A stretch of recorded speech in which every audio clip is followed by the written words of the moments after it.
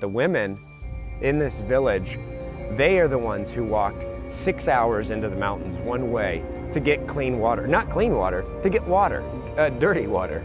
And so they're walking with maybe with a mule if they have one. If not, they're carrying it on their back. They're bringing up the water to give to their goats, and they'll do the same thing to get their own water, to draw their own water. Now this water is not an unlimited source.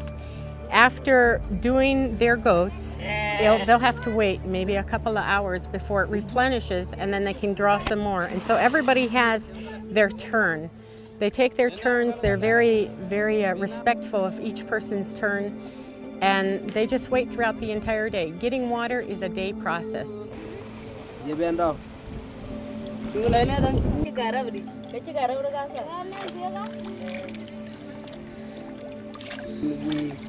Children, we coming and we drink, and women and men, we coming and we drink.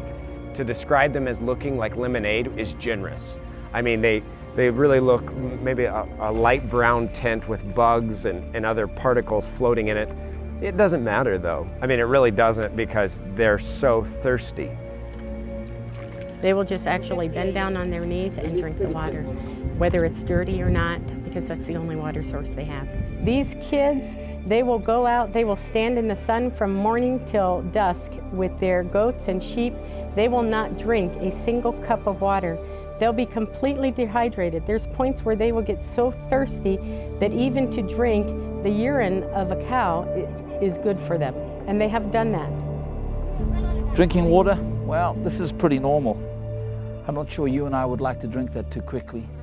And all the way, by the way, if the rains don't come and water is not regular, I don't think you and I realize exactly what the African women have to go through, many of them in these rural areas, to get fresh drinking water.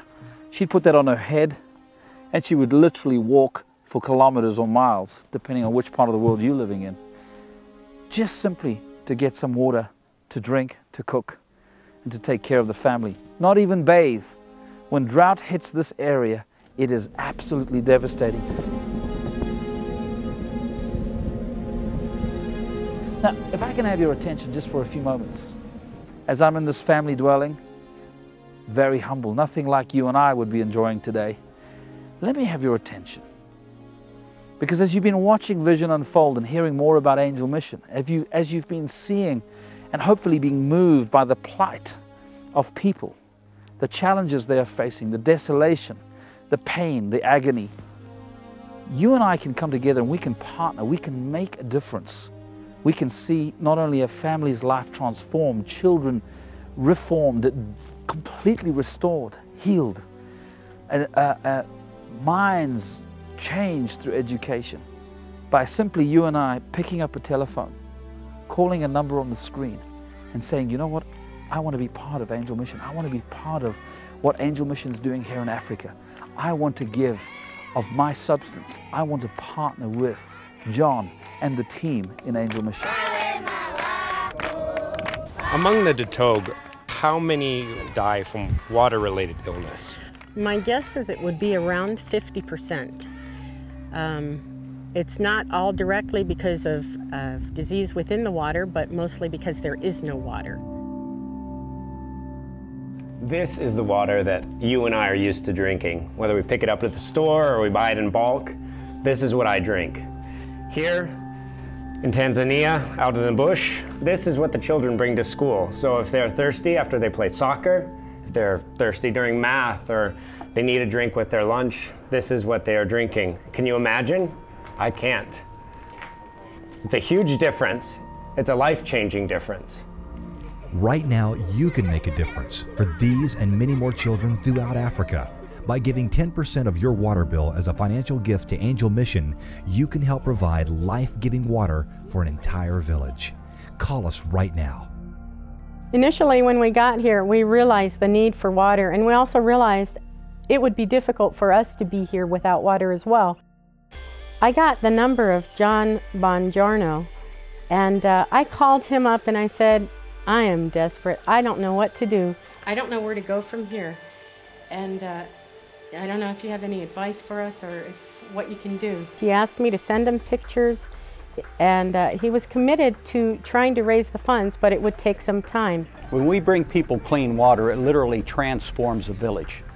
It provides an opportunity for the people, instead of using all of their efforts to go get clean water, they can put their efforts into something that is more tangible. They can put their efforts into farming, into growing food. So it's important that water be provided to these villages as a basis for development. They really didn't believe that the water would come out.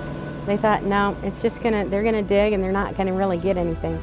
And 4 hours into digging, there was water coming out. And as they continued to dig, it came out more and more, and it just, the excitement over the Datooga was just incredible. And they're like, wow, even our cows are gonna get water out of this well.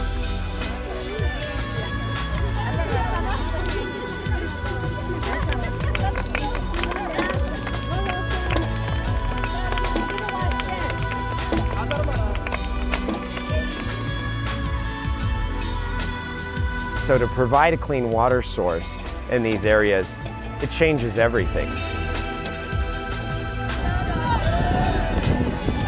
Some of them were jumping up and down. They were just completely excited. And you know, when the Datooga get excited, they go, Datooga Baba! By bringing clean water to a village, they're saying, please, tell us more. We want you here. We want your presence. We want you to be with us. So bringing clean water brings transformation to people's lives.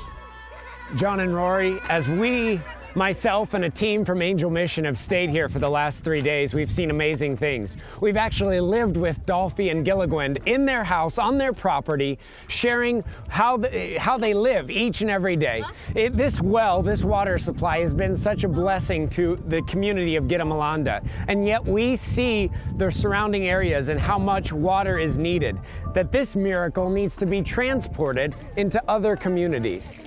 And so we are excited about what the viewers are going to continue to do as we partner together around the world, how it's going to change Tanzania, especially these dry, arid areas. We look forward to see what God will do in the future, as this is the beginning of great things for the people of Gidamilanda and great things for viewers all around the world.